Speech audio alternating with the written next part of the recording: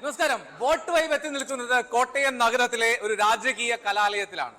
വജ്ര jubilee ആഘോഷത്തിൽ നിൽക്കുന്ന കോട്ടയത്തെ ബെസേലിയോസ് കോളേജിൽ ഇപ്പോൾ ഒരു ഓട്ടോണമസ് പദവി കിട്ടിയതിന്റെ സന്തോഷത്തിലാണ് ഈ കോളേജ് ക്യാമ്പസ്. ഒപ്പം ഇവിടുത്തെ അധ്യാപകരൊക്കെ അത് നമ്മളോടൊപ്പം പങ്കുവയ്ക്കുകയും ചെയ്തു. നമ്മൾ പോകുന്നത് ഈ രാഷ്ട്രീയം, ഈ തെരഞ്ഞെടുപ്പ് എങ്ങനെയാണ് ഇവിടുത്തെ യുവത്വം, ഈ ക്യാമ്പസ് എങ്ങനെയാണ് അതിനെ സ്വീകരിക്കുന്നത്, അവരത് സസൂക്ഷ്മം നിരീക്ഷിക്കുന്നവരാണോ, ഈ ജൻസി പിള്ളേരുടെ ചിന്തകൾ എന്തൊക്കെയാണ്, ഇതൊക്കെയാണ് നമ്മൾ പരിശോധിക്കുന്നത്. അപ്പോൾ സ്വാഗതം കോട്ടയം ബെസേലിയസ് കോളേജിലേക്ക്.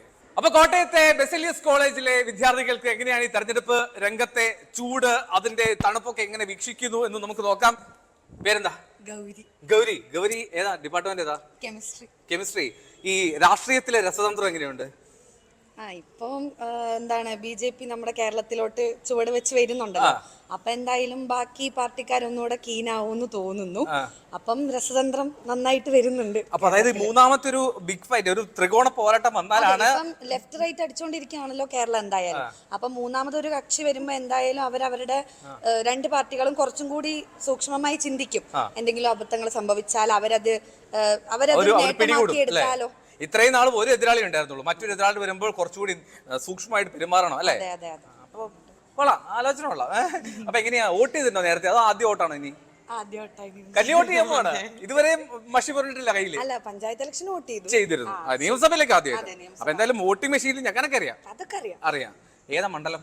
എന്റെ ഹരിപ്പാട് നിയോജക മണ്ഡലം. ഹരിപ്പാടാണ്.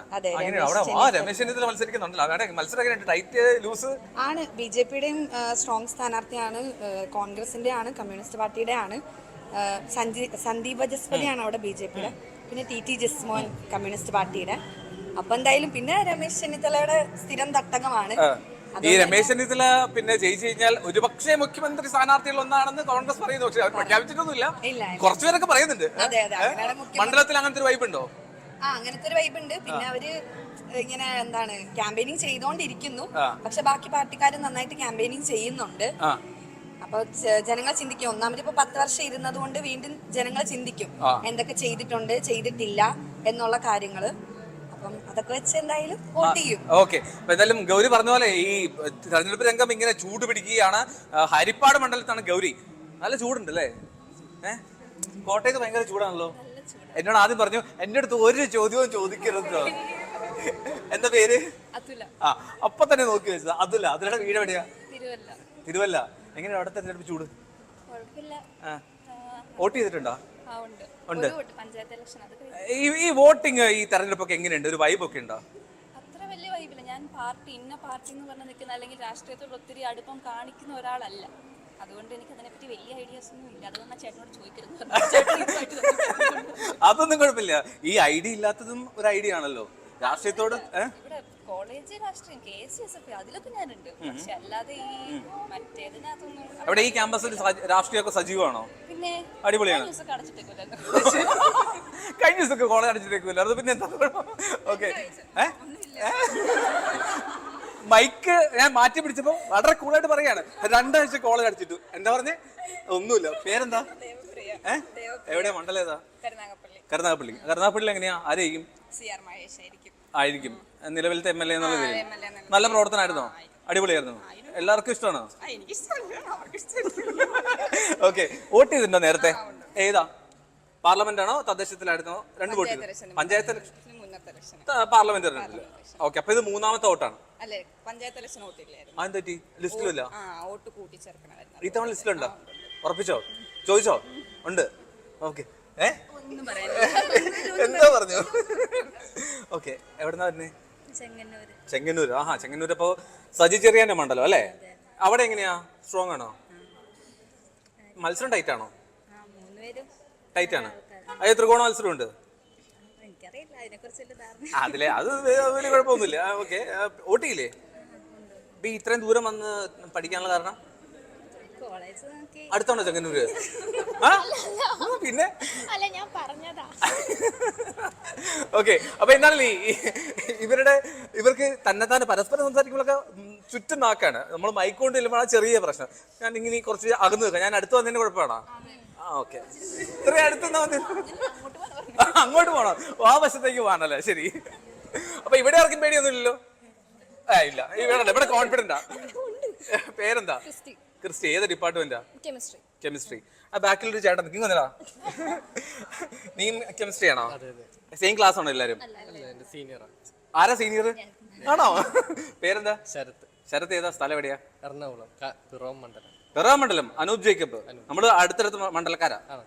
ഞാൻ കുന്നത്തുനാട് കോലഞ്ചേരി സ്ഥലം. അറിയാവോ? ഓക്കെ. പിറവത്ത് എങ്ങനെയാ മത്സരം? പിറവത്ത് അനൂപ് ജേക്കബാണ് ജയിച്ചുകൊണ്ടിരിക്കുന്നത്. പക്ഷെ അവിടുത്തെ പ്രത്യേകത രണ്ടും കോൺഗ്രസ് സ്ഥാനാർത്ഥികളാണ്. LDF-ന്റെ ആണ് കേരള കോൺഗ്രസ് മാണിയുടെ സ്ഥാനാർത്ഥി. അപ്പൊ അവിടെ ഒരു ഇടതുപക്ഷ സ്ഥാനാർത്ഥി ഇല്ല എന്ന് നമുക്ക് അല്ല. പക്ഷേ LDF-ന്റെ ഭാഗമായതുകൊണ്ടാണല്ലോ ഇടതുപക്ഷമാണല്ലോ, ഇടതുപക്ഷമാണല്ലോ കേരള കോൺഗ്രസ് മാണി ഗ്രൂപ്പ് ആണെങ്കിൽ പോലും. ഇടതുപക്ഷം പേരിൽ മാത്രമേ ഉള്ളൂ. കോൺഗ്രസ് ഉണ്ടെന്ന് ഓപ്പോസിറ്റ്. കോൺഗ്രസ് ഉണ്ടെന്ന് മാത്രമല്ല, അവർ നടപ്പിലാക്കുന്ന നയങ്ങളെല്ലാം വലതുപക്ഷ നയങ്ങളാണ്. മോദിയുടെ അതേ നയങ്ങൾ തന്നെയാണ് കേരളത്തിൽ പിണറായി വിജയൻ സർക്കാരും നടപ്പിലാക്കിക്കൊണ്ടിരിക്കുന്നത്. വിദ്യാഭ്യാസ മേഖലയിൽ ദേശീയ വിദ്യാഭ്യാസ നയം, ഈ തൊഴിൽ മേഖലയിൽ ലേബർ കോഡുകൾ കൊണ്ടുവന്നു, ഫിക്സഡ് ടൈം എംപ്ലോയ്മെന്റ് എന്ന് പറഞ്ഞാൽ കുറച്ചു കാലം മാത്രം തൊഴിൽ കൊടുക്കുന്ന കാര്യങ്ങളാണ് കേരളത്തിൽ നടപ്പിലാക്കിക്കൊണ്ടിരിക്കുന്നത്. നമ്മുടെ കേരളത്തിലെ PSC എഴുതുന്ന എന്തോരം യുവാക്കളുണ്ട്, അവർക്കെല്ലാം. പക്ഷേ PSC-യുടെ നിയമനത്തിന്റെ കാര്യത്തിൽ സംസ്ഥാന സർക്കാരിന്റെ അവകാശവാദം ഏറ്റവും കൂടുതൽ നിയമനം നടത്തിയ സർക്കാർ ഇതാണെന്നുള്ളതാണ്. അവകാശവാദം ആർക്കും ഉന്നയിക്കാമല്ലോ. പക്ഷെ എത്രയോ പേരാണ് ഈ കരാർ ഇതായിട്ട് ജോലി ചെയ്യുന്നത്. KICB-യിൽ, വാട്ടർ അതോറിറ്റിയിൽ, അങ്ങനെ പല നമുക്കറിയാം. ഈ ഊബറും സ്വിഗ്ഗിയൊക്കെ ഓടിച്ചുകൊണ്ട് നടക്കുന്നത് നല്ല ബിരുദമുള്ള വിദ്യാർത്ഥികളാണ്. ഈ ടെക്സ്റ്റൈൽസിൽ പോയി കഴിഞ്ഞ് കഴിഞ്ഞാൽ അവിടെ നിൽക്കുന്ന പെൺകുട്ടികൾ അവരെല്ലാം നല്ല വിദ്യാഭ്യാസ യോഗ്യതയുള്ളവരാണ്. അവരെല്ലാം അവർക്കൊന്നും പറ്റിയ ഒരു ഇത് കൊടുക്കുന്നില്ലേ സർക്കാർ? തൊഴിലില്ലായ്മയാണ് പ്രശ്നം. തൊഴിലില്ലായ്മ ഒരു വിഷയമാണ്. അതായത് പഠിച്ചിറങ്ങിയാൽ എന്ത് ജോലി ചെയ്യും എന്നുള്ള ആശങ്ക നിങ്ങൾക്കുണ്ടോ? അത് തന്നെയുണ്ട്. അത് മാത്രമല്ല, നമ്മുടെ കോളേജുകളുടെ അവസ്ഥ നോക്ക്. നമ്മുടെ അധ്യാപകർക്കൊക്കെ ഭയങ്കര ടെൻഷനാണ്. ഈ സയൻസ് കോഴ്സുകളൊക്കെ ഉണ്ടല്ലോ, അതിലോട്ടൊന്നും കുട്ടികൾ താല്പര്യമില്ല. അവരെന്തെങ്കിലും തൊഴിൽ അന്വേഷിച്ചു പോവാ. പക്ഷെ ഒരു രാജ്യത്തിന്റെ ഡെവലപ്മെന്റ് വേണമെങ്കിൽ അടിസ്ഥാന ശാസ്ത്രത്തില്, ബേസിക് സയൻസിൽ ഡെവലപ്മെന്റ് വേണം. അതിന് കോളേജുകളുടെ ലബോറട്ടറികൾക്ക് സർക്കാർ ഫണ്ട് കൊടുക്കണം. കൂടുതൽ കുട്ടികളെ ഈ മേഖലയിലേക്ക് വരാൻ പ്രോത്സാഹിപ്പിക്കണം. അപ്പോൾ ആ ഡെവലപ്മെന്റ് ക്വാളിറ്റി, വിദ്യാർത്ഥികളുടെ പുതിയ തലമുറയിൽ അവർക്ക് അവസരം കൊടുക്കാനും വിദ്യാഭ്യാസത്തിന്റെ നിലവാരം ഉയർത്താനുള്ള സർക്കാർ ഒന്നും ചെയ്യുന്നില്ല. പകരം അവരെന്താ പറയുന്നത്? റോഡ് പണിതു, പാലം പണിതു, പുതിയ ട്രെയിൻ വന്നു. പക്ഷെ ഇതെല്ലാം സ്വാഭാവികമായി നമ്മുടെ നാട്ടിൽ വരുന്നതാണ്. നമ്മുടെ ഫോൺ ഇപ്പോൾ ഐഫോണല്ല, മിക്കവരും അല്ല, ഐഫോണാണ് ഏറ്റവും കൂടിയ ഫോൺ എന്ന് പറയുന്നത്. അതൊക്കെ ഈ സർക്കാരുകൾ ആരെങ്കിലും കൊണ്ടുവന്നതാണോ? നമ്മളിത് വഴി പോകുന്ന വലിയ ടൂറിസ്റ്റ് ബസ്സുകളുണ്ട്, അത് ഈ സർക്കാരുകൾ ആരെങ്കിലും കൊണ്ടതാണ്. സ്വാഭാവികമായി സയൻസ് ആൻഡ് ടെക്നോളജി വരുന്ന ഡെവലപ്മെന്റ് സംഭവിക്കുന്ന കാലാകാലങ്ങളായിട്ട് സംഭവിക്കുന്ന വികസനം മാത്രമേ നടക്കുന്നുള്ളൂ. പക്ഷെ ജനങ്ങൾക്ക് തൊഴിൽ കൊടുക്കാനോ അല്ലെങ്കിൽ അവരുടെ നിലവാരം ഉയർത്താനോ പറ്റുന്നില്ല. ഈ സർക്കാർ സ്ത്രീകൾക്ക് 1000 രൂപ എന്തോ കൊടുത്തു.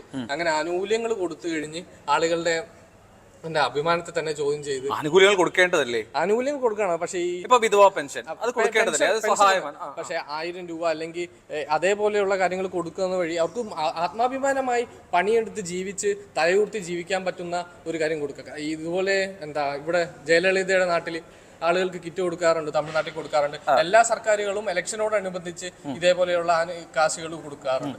അപ്പോൾ അങ്ങനെ ചെയ്യുന്നത് താൽക്കാലികമായ ഒരു പരിഹാരമായിരിക്കും. അപ്പൊ ഈ സർക്കാരുകളെല്ലാം മാറി മാറി ഭരിച്ചു. അപ്പൊ ഇങ്ങനെ മാറി മാറി ഭരിച്ചുകൊണ്ട് വലിയ മാറ്റമൊന്നും നമ്മുടെ നാട്ടിലുണ്ടല്ലേ?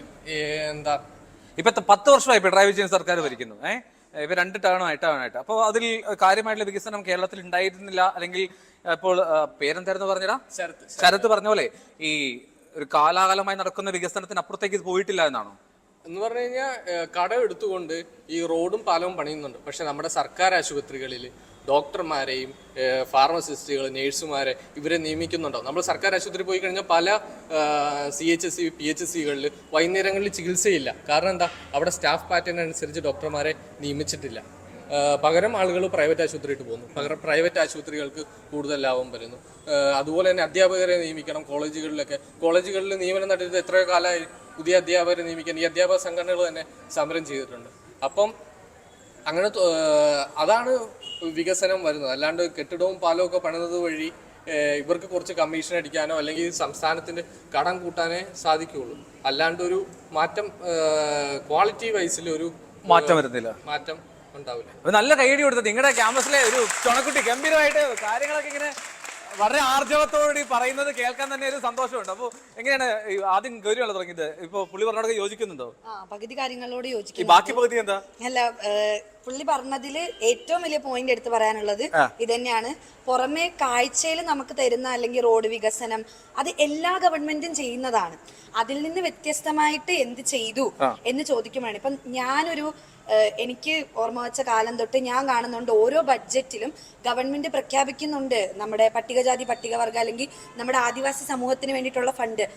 എവിടെ നമ്മൾ സാധാ വ്ളോഗർമാരുടെ വീഡിയോസിൽ വരെ ഇപ്പൊ കാണുമ്പോഴും അവർ നേരത്തെ ജീവിച്ചതിൽ നിന്ന് വ്യത്യസ്തമായ ഒരു സാഹചര്യത്തിൽ നമ്മൾ അവരെ കാണുന്നില്ല. അതിലാണ് നമ്മളൊരു വികസനം എന്ന് പറയുന്നത്.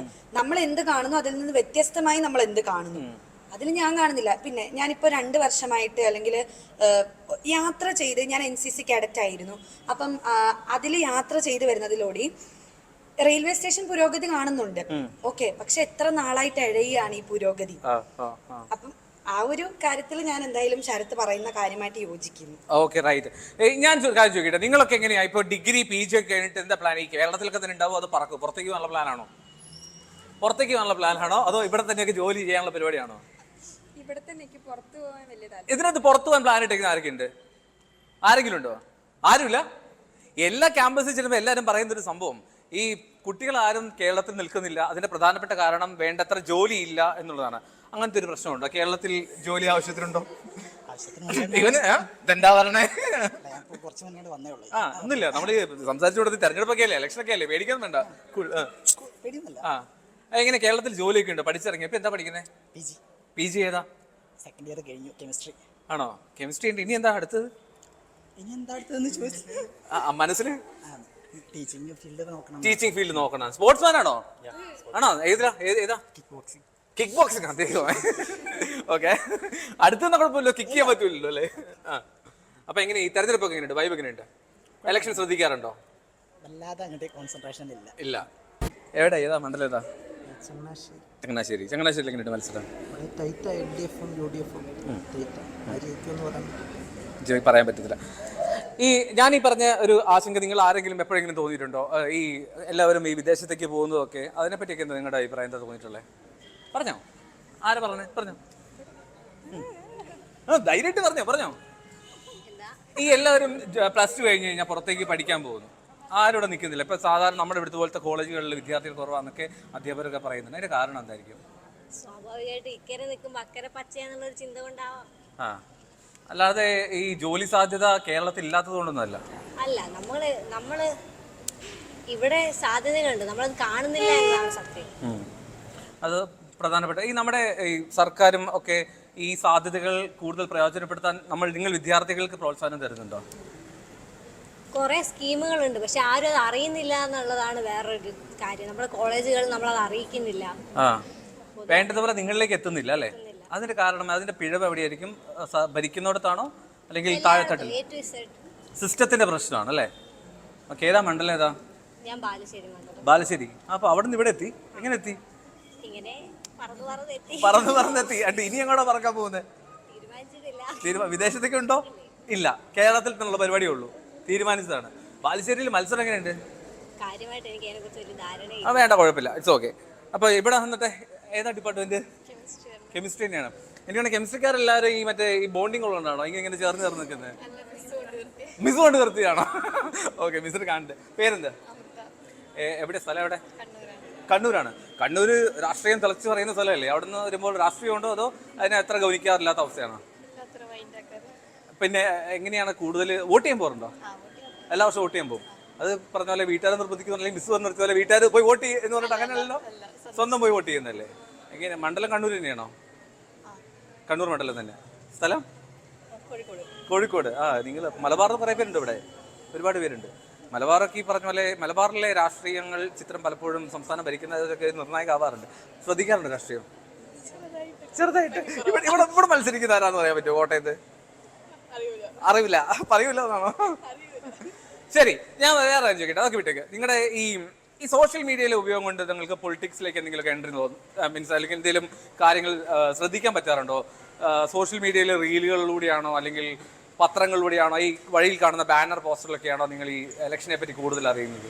ഇപ്പോൾ മീഡിയ കൂടുതലായിട്ട് യൂസ് ചെയ്യുന്നവരാണെങ്കിൽ, ഇപ്പോൾ യങ്സ്റ്റേഴ്സിലൊക്കെ ആണെങ്കിൽ ഇതുപോലെ ഇപ്പോൾ സാധാരണ ഇപ്പൊ ഇലക്ഷൻ സമയമാകുമ്പോൾ കഴിഞ്ഞ ദിവസം രാഹുൽ ഗാന്ധി വിളിച്ചിട്ടുണ്ട്, അങ്ങനെയൊക്കെ ഓരോന്നിങ്ങനെ വിളിക്കുമല്ലോ.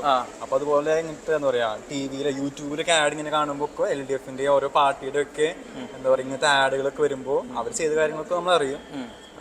അങ്ങനെ ഇലക്ഷൻ സമയത്താണ് മേജറായിട്ട് ഇങ്ങനത്തെ ഓരോ കാര്യങ്ങളൊക്കെ നമ്മൾ അറിയുന്നതും. പിന്നെ ഇപ്പൊ കേരള ഗവൺമെന്റ് അതിന്റെ വികസനങ്ങളുടെ കുറെ കാര്യങ്ങളായിട്ട് ഓരോ റീൽസൊക്കെ ഇൻസ്റ്റയിലൊക്കെ കണ്ടിട്ടുണ്ട്. അങ്ങനെ കുറെ അറിഞ്ഞുണ്ട്. ഓക്കെ, ഈ റീൽസിലൊക്കെ വരുന്ന കാര്യങ്ങൾ സത്യസന്ധമായിട്ട് തോന്നിയിട്ടുണ്ടോ?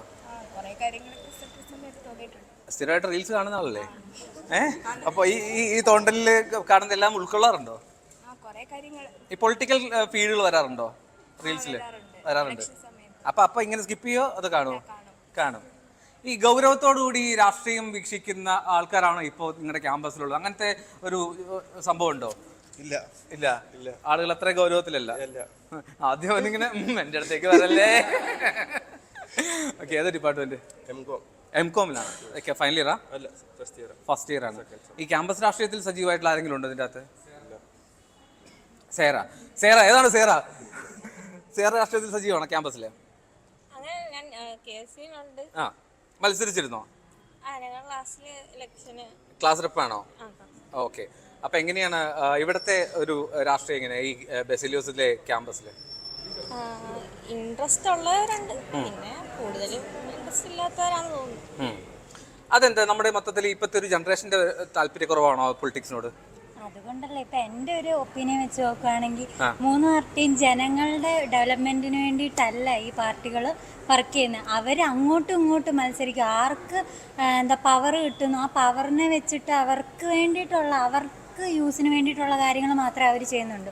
അപ്പോൾ ജനങ്ങളുടെ നല്ലതിന് വേണ്ടിയിട്ട് ഒരു പാർട്ടിക്കാരും ഒന്നും ചെയ്യുന്നില്ല. എനിക്ക് പേഴ്സണലി പാർട്ടി വൈസ് എനിക്ക് അത്ര വലിയ താല്പര്യമില്ല. അത് മേ ബി എൻ്റെ ഒപ്പീനിയൻ ആയിരിക്കും. എനിക്ക് പക്ഷെ അങ്ങനെ താല്പര്യമില്ല. എനിക്ക് തോന്നിയിട്ടുള്ളത് എല്ലാ പാർട്ടിക്കാരും അങ്ങനെ വലിയ ആൾക്കാരുടെ ഡെവലപ്മെന്റിന് വേണ്ടിയിട്ടാണ് ഇങ്ങനെ ചെയ്യുന്നതെന്ന്. ഇപ്പം കുറേ റീൽസിൽ കൂടി കാണാറുണ്ട്. ഇപ്പം കുറേ അഖിൽമാരാര് അങ്ങനത്തെ കുറേ ആൾക്കാരൊക്കെ ഉണ്ട്.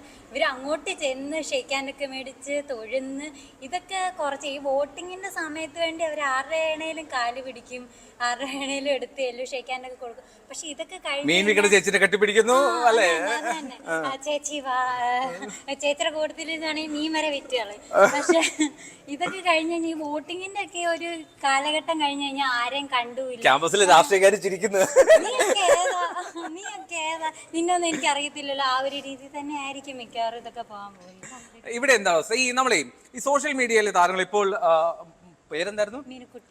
മീനു കുട്ടിയുണ്ടല്ലേ?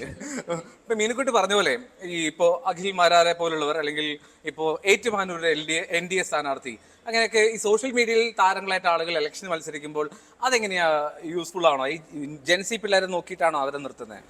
യൂസ്ഫുൾ ആണോ എന്ന് എനിക്കറിയില്ല, പക്ഷെ കുറച്ചുകൂടെ പോപ്പുലാരിറ്റി കിട്ടും. അതിനിപ്പോ ഈ പോപ്പുലാരിറ്റി വോട്ടായി മാറുമോ? അത് ആൾക്കാരുടെ അവരുടെ നിങ്ങളാണെങ്കിൽ നിങ്ങൾക്ക് അത് ഇൻഫ്ലുവൻസ് ആവാറുണ്ടോ? ഇൻഫ്ലുവൻസേഴ്സ് എന്ന് പറയുന്ന സോ കോൾഡ് സെലിബ്രിറ്റീസ് നിങ്ങൾ ഇൻഫ്ലുവൻസ് ചെയ്യാറുണ്ടോ? അറിയില്ല. തന്റെ കാര്യം പറഞ്ഞത് എനിക്ക് പുള്ളിനെ കൊണ്ട് എന്തെങ്കിലും ഉപയോഗം ഉണ്ടെന്ന് തോന്നി എനിക്ക് വോട്ട് കൊടുക്കാം. ബാക്കിയുള്ളവർക്ക് എങ്ങനെയാണെന്ന് എനിക്കറിയില്ല. ഈ സോഷ്യൽ മീഡിയയിലെ റീൽസിൽ സ്ഥിരമായിട്ട് ഹിറ്റ് ഒരുപാട് ലൈക്ക് വാങ്ങുന്നവരൊക്കെ നമ്മുടെ ഇൻഫ്ലുവൻസേഴ്സ് എന്ന് പറയും. അങ്ങനെ ഇൻഫ്ലുവൻസ് ചെയ്യാറുണ്ടോ ലൈഫിൽ? അതുകൊണ്ട് ജനങ്ങൾക്ക് ഉപയോഗം ഉണ്ടാവണമെന്നില്ല. അതുകൊണ്ട് പോപ്പുലാരിറ്റി കൊണ്ട് ജനങ്ങൾക്ക് അവർ ഉപയോഗം അല്ലെങ്കിൽ അത് വെച്ചിട്ട് അവർക്ക് ഉപകാരം ഉണ്ടാവുന്നു, അത് റിലേറ്റഡ് അത് വോട്ടാവും എന്നുള്ളതില്ല. ജെൻസി കുട്ടികളെ റിലേറ്റ് ചെയ്യുന്ന വെച്ചിട്ടുണ്ടെങ്കിൽ സോഷ്യൽ മീഡിയ ഇൻഫ്ലുവൻസ് ചെയ്യുന്നുണ്ട്. ഈ കാലഘട്ടത്തിൽ സോഷ്യൽ മീഡിയ കൂടെയുള്ള പ്രചരണം എന്ന് വെച്ചിട്ടുണ്ടെങ്കിൽ അത് ഇമ്പോർട്ടൻ്റ് ആണ്. അപ്പം അത് ഒരു ഇലക്ഷൻ പ്രചരണത്തിന് ഏറ്റവും വലിയൊരു കീ ആണ്. പക്ഷേ അവർ ഇപ്പം അഖിൽമാരാറ് അല്ലെങ്കിൽ ബാക്കിയുള്ളവർ 2020 ആൾക്കാർ അത് വെച്ചിട്ട് ആ ഒരു ഇത് വെച്ചിട്ട് അവരുടെ ആ ഒരു ഇൻഫ്ലുവൻസ് അല്ലെങ്കിൽ റീല് കാര്യങ്ങൾ അവർ പോപ്പുലർ ആയതുകൊണ്ട് അവരെ നിർത്തി അതുകൊണ്ട് വോട്ട് കിട്ടും. അതുകൊണ്ട് കാര്യമില്ല. ജനങ്ങൾക്ക് ഉപകാരപ്പെടണം എന്ന് തോന്നണമെങ്കിൽ അവർക്ക് വേണ്ടി വർക്ക് ചെയ്യണം, അതിനുവേണ്ടി ഇറങ്ങണം എന്ന് ജനങ്ങൾക്ക് തോന്നണം. അവർക്ക് വേണ്ടി എന്ത് ചെയ്തു, അവർക്ക് വേണ്ടി ഇനി എന്ത് ചെയ്യും എന്ന് ജനങ്ങൾക്ക് വിശ്വാസമുള്ളവരെ അവർ വോട്ട് ചെയ്ത് ജയിപ്പിക്കുകയുള്ളൂ. അതിനുവേണ്ടി അവർ ചെയ്യും. പേരെന്നാ? ശ്രുതി പറഞ്ഞ പോലെ ഇപ്പോ ഈ ജെൻസി പിള്ളേരുടെ കാര്യം പറഞ്ഞല്ലോ, ശ്രുതി തന്നെ എടുത്തിട്ട് ടേമാണ് ജെൻസി. ഈ ജെൻസി പിള്ളേരെ ഇൻഫ്ലുവൻസ് ചെയ്യുന്നത് എന്താണ്? അവർക്ക് എന്താണ് ഡെവലപ്മെന്റ്, അവർക്ക് എന്താണ് വികസനം എന്ന് പറഞ്ഞാൽ? ജെൻസി പിള്ളേർ ഇപ്പം നമ്മളെല്ലാരും വിചാരിക്കുന്നുണ്ട് ഇപ്പൊ ജെൻസി പിള്ളേർക്ക് എന്ന് വെച്ചിട്ടുണ്ടെങ്കിൽ എന്താ പറയാ ഒട്ടും രാഷ്ട്രീയം ഇല്ല, വലിയ അങ്ങനത്തെ ഒരു ചിന്താഗതി ഉണ്ട്. പക്ഷെ എന്നാ നേരെ തിരിച്ചുകൊണ്ട് രാഷ്ട്രീയ ഉള്ള ആൾക്കാരുണ്ട്. പക്ഷെ എന്താണെന്ന് വെച്ചിട്ടുണ്ടെങ്കിൽ നല്ല രാഷ്ട്രീയ ബോധമുള്ള വിദ്യാർത്ഥികളുള്ള സമൂഹവും കൂടിയാണിത്. അങ്ങനെ രാഷ്ട്രീയ ബോധമുള്ള അതാണ് ഇപ്പം കാലിക്കറ്റ് യൂണിവേഴ്സിറ്റി അല്ലെങ്കിൽ പല യൂണിവേഴ്സിറ്റിയിലുള്ള സമരങ്ങൾക്ക് ഇറങ്ങുന്ന വിദ്യാർത്ഥികൾ കൂടിയുള്ള സമൂഹമാണിത്. ഇപ്പം മറ്റേ വൈസ് ചാൻസലർക്കെതിരെ പല സമരങ്ങളും വിദ്യാർത്ഥികൾക്ക് വേണ്ടി ഓരോ സമരങ്ങൾക്ക് ഇറങ്ങുന്നത് നമ്മുടെ വിദ്യാർത്ഥികൾ തന്നെയാണ്. അപ്പം അതുകൊണ്ട് വിദ്യാർത്ഥികൾക്ക് രാഷ്ട്രീയം അല്ല എന്ന് പറയുന്നതും തെറ്റ് തന്നെയാണ്. പക്ഷെ സോഷ്യൽ മീഡിയ ഇൻഫ്ലുവൻസ് ചെയ്യുന്നുണ്ട്. ഇപ്പം ഒരു 10 കൊല്ലം മുമ്പുള്ള കാര്യങ്ങള് ഇപ്പൊ 10 കൊല്ലത്തെ വികസനങ്ങൾ എന്ന് പറയുന്നത് ഇപ്പം 10 കൊല്ലം മുമ്പുള്ള കാര്യങ്ങൾ വിദ്യാർത്ഥികൾക്ക് അറിയില്ല. ഇപ്പൊ സോഷ്യൽ മീഡിയയിൽ നമ്മളൊരു 30 സെക്കൻഡ് കാണുന്ന കാര്യങ്ങളിൽ വിശ്വസിച്ച് പോകുന്ന വിദ്യാർത്ഥികളുണ്ട്. അവരെ നമ്മൾ പറഞ്ഞ് മനസ്സിലാക്കേണ്ടതുണ്ട്. അതിനൊരു ഗൈഡ് പോലെ ഒരാൾ നിൽക്കേണ്ടതുണ്ട്. അതിന് പല സംഘടനകളും ഉണ്ട്, അതിന് പ്രാപ്തമായിട്ടുള്ള സംഘടനകളുണ്ട്, അതിന് വർക്ക് ചെയ്യുന്നവരുണ്ട്. അപ്പൊ അതുകൊണ്ട് അത് നടക്കുകയും ചെയ്യും. ഓക്കെ. അപ്പൊ എന്തായാലും ശ്രുതി ഫസ്റ്റ് ഇയർ സെക്കൻഡ് ഇയർ അല്ലെങ്കിൽ ഈ വർഷം ഇലക്ഷൻ ഒന്നായിരുന്നോ? ഞാൻ പ്രവർത്തിക്കുന്നുണ്ടോ? ഏതിലാണ്? SFIയിൽ പ്രവർത്തിക്കുന്നുണ്ടോ? ഓക്കെ. അല്ല, ഞാൻ വിചാരിച്ചു ഒന്ന് മത്സരിക്കാമായിരുന്നു, ഒന്ന് കോമ്പറ്റീഷൻ ടൈറ്റ് ആക്കായിരുന്നു അല്ലേ? അപ്പൊ എങ്ങനെയാ ഗൗരിക്ക് എന്താ തോന്നി? ഇവര് പറഞ്ഞ പോലെ ഈ രാഷ്ട്രീയത്തെ ഗൗരവമായി കാണുന്നുണ്ടോ ഈ ക്യാമ്പസിൽ കുട്ടികൾ? ഇല്ല, അതിപ്പോ ചേട്ടന് ചോദിച്ചപ്പോൾ തന്നെ മനസ്സിലായിട്ടുണ്ടാവും. കാരണം പകുതി പേർക്ക് അവര് ഏത് നിയോജക മണ്ഡലത്തിൽ നിന്നാണെന്ന് തന്നെ അറിയില്ല. ജെൻസി കുട്ടികൾക്ക് രാഷ്ട്രീയം നിർബന്ധമാണോ? ജനാധിപത്യ രീതിയിൽ ജീവിക്കുന്നതുകൊണ്ട് നിർബന്ധമാണ്. കാരണം എന്താന്ന് വെച്ച് കഴിഞ്ഞാൽ നമ്മളെപ്പോഴും പറയും, ഒരു വ്യക്തി എന്ന് പറയുന്നത് കുടുംബത്തിൽ നിന്ന് തുടങ്ങി സമൂഹത്തിലേക്ക് എത്തിപ്പെടുന്ന ഒരാളാണ്. അപ്പോൾ ഉറപ്പായിട്ടും നമ്മൾ ജീവിക്കുന്ന ചുറ്റുപാടെങ്കിലും അറിയുക എന്നത് ഇമ്പോർട്ടൻ്റ് ആയിട്ടുള്ള ഒരു കാര്യമാണ്. അല്ലാതെ നമ്മളിപ്പോൾ നമ്മുടെ ചുറ്റുപാട് തന്നെ അറിയാതെ നമ്മൾ അമേരിക്കയിൽ നടക്കുന്ന എന്ത് അല്ലെങ്കിൽ കാനഡയിൽ നടക്കുന്ന എന്ത് എന്ന് പറയുന്നതിൽ നമുക്ക് അവകാശമില്ല. നമ്മുടെ ചുറ്റുപാടും എന്തൊക്കെ വികസനങ്ങൾ വന്നിട്ടുണ്ടെന്ന് നോക്കുക, അല്ലെങ്കിൽ നമ്മുടെ ചുറ്റുപാട് എന്താണെന്ന് മനസ്സിലാക്കുക. അതറിഞ്ഞിരിക്കുന്നത് ഇമ്പോർട്ടൻ്റ് ആണെന്ന് എനിക്ക് തോന്നിയിട്ടുണ്ട്. അപ്പോൾ അത് നിയോജക മണ്ഡലം അറിയുന്നത് കൊണ്ടല്ല, ഇപ്പം ചോദിച്ചതുപോലെ തന്നെ നമ്മൾ അടുത്ത വട്ടം ഒരാൾക്ക് വോട്ട് ചെയ്യാൻ പോകുമ്പോൾ നമ്മുടെ നിയോജക മണ്ഡലത്തിൽ അദ്ദേഹം എന്തെങ്കിലും പ്രവർത്തനങ്ങൾ ചെയ്തിട്ടുണ്ടോ എന്ന് നമ്മൾ അറിയണ്ടേ? എന്നാലല്ലേ അദ്ദേഹത്തിന് വോട്ട് ചെയ്യണമെന്ന് രണ്ടാമതൊരു വട്ടം നിർണ്ണയിക്കാൻ നമുക്ക് പറ്റുള്ളൂ. അതല്ലാണ്ട് നിയോജക മണ്ഡലം തന്നെ അറിയില്ല, അപ്പോൾ അവിടെ വന്ന വികസന പ്രവർത്തനങ്ങൾ അറിയുന്നുണ്ടാവത്തില്ല, എന്തൊക്കെ വികസനങ്ങൾ വരാമായിരുന്നു, അതെന്തൊക്കെ വന്നിട്ടില്ല എന്നറിയില്ലല്ലോ.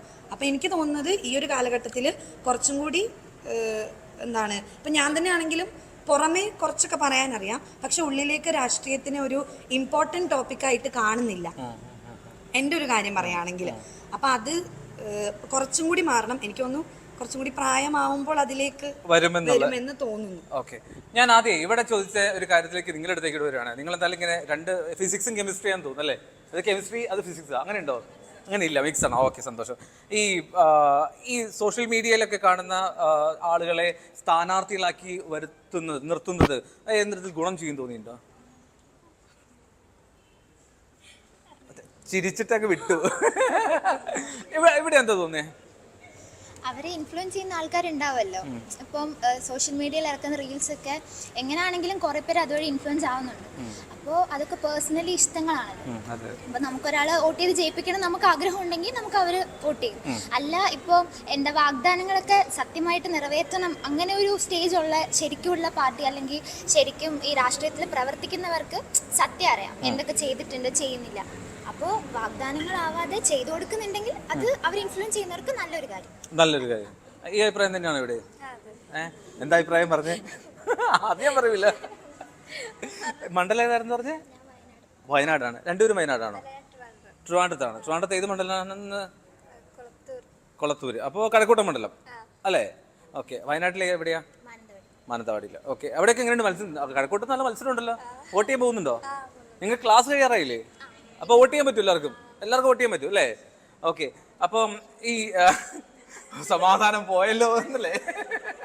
അപ്പോൾ ബെസിലിയസ് കോളേജിലെ വിദ്യാർത്ഥികൾ ഇങ്ങനെ വളരെ ഗൗരവത്തിലും ഒപ്പം സരസമായിട്ടും ഒക്കെ ഈ തെരഞ്ഞെടുപ്പിന്റെ ചൂടിനെ പറ്റിയൊക്കെ പറയുന്നു. ഇവിടെ നല്ല ചൂടുണ്ട്, ആ ചൂട് ഒന്ന് കുളിർപ്പിക്കും. ആരാ? അഭിഷേക് ഒരു കുളിർമഴയായി പെയ്തിറങ്ങാമോ? എന്നാ മൈക്ക് പിടിച്ചോ. ആരാധിക്കേ മഞ്ഞു പെയ്യുമിടവഴി രാവേറയായി കാത്തു നിന്നു മിഴി നിറയെ നീ എങ്ങു പോകിലും അകലേക്കുമായിലും ഈ ആശകൾ തൻ മൺതോണിയുമായി തുഴഞ്ഞരികെ പോയിടാം. എൻ്റെ നെഞ്ചാകെ നീയല്ലേ, എൻ്റെ ഉന്മാദം നീയല്ലേ, നിന്നെ അറിയാനുള്ളു നിറയാൻ ഒഴുകി ഒഴുകി ഞാൻ ഇന്നുമെന്നും ഒരു പുഴയായി ആരാധിക്കേ.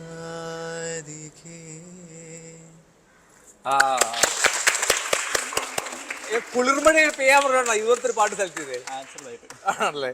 ഞാനേ ഈ പാട്ടോട് ചോദിച്ചപ്പോൾ എന്തായാലും ഞാൻ ജെൻസി പിള്ളേരുടെ കാര്യം ചോദിക്കാറുണ്ട്. വൈബ് തേടി വന്നാണല്ലോ. അപ്പൊ ഈ ക്യാമ്പസിലെ വൈബിൽ ആരാധികയുണ്ടോ? എന്റെയൊക്കെ വിചാരത്തിൽ ഇലുമിനാറ്റിയോ അല്ലെങ്കിൽ അതുപോലെ ഇപ്പോ ഹനാൻ ഷായുടെ പാട്ടുകൾ അല്ലെങ്കിൽ ജപ്സി ഇതൊക്കെയാണ് ഇവിടെ തിറങ്ങിയിരുന്നത്. കൊറിയൻ കുറെ പാട്ടുകളൊക്കെ ഉണ്ടല്ലോ, എനിക്കറിയില്ല. ഈ ആരാധികയൊക്കെ എപ്പോഴും ക്ലാസിക് ലവേഴ്സ് ഉണ്ട്, ഈ മെലഡീസിന്റെ ലവേഴ്സ് ഉണ്ട് ക്യാമ്പസിൽ പാട്ടിന് ഒരുപാടുണ്ട്. നിങ്ങൾക്ക് മെലഡീസ് ആണ്. ആരാ കൊറിയൻ? കഴിഞ്ഞ ദിവസം എന്റെ മകൾ എന്നോട് പറഞ്ഞു, പിന്നെ ജസ്റ്റ് എ ബോയ്